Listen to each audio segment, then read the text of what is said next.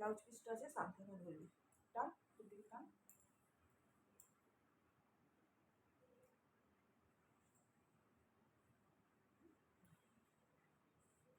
এই যে দেখেছেন দিদি, এই বর্ডারটা থাকবে আপনার দুদিকে, এইরকম বর্ডার থাকবে, এই সেম বর্ডারটা থাকবে আপনার শাড়ির দুদিকে। আর গোটা গায়ে আপনার গ্রিন, রানী, গোল্ডেন আর অরেঞ্জ কালারের বুটা থাকবে। আর এইটা হচ্ছে আপনার সিঙ্গেল পার্টে হচ্ছে শাড়ির ফেব্রিক। দেখুন এইটা হচ্ছে শাড়ির ফেব্রিক সিঙ্গেল পার্টে।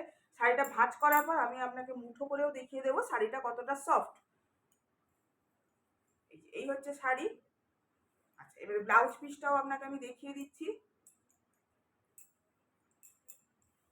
আচ্ছা, এটা ভাঁজ কর, এই যে ওই দিকটা আমাকে দে, ব্লাউজ পিসের দিকটা আমাকে দে।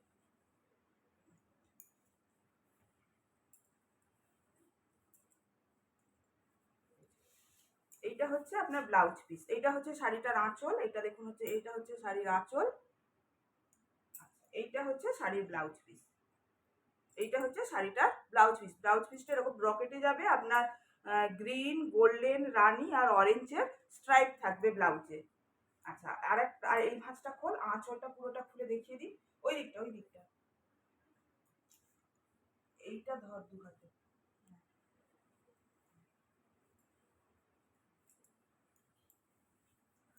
এইটা হচ্ছে আপনার আঁচলের দিকটা দেখুন।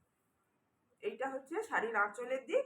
এই যে ভেতরে ব্লাউজ পিসটা আছে বলে এটা দেখা যাচ্ছে, এটা হচ্ছে ব্লাউজ পিস।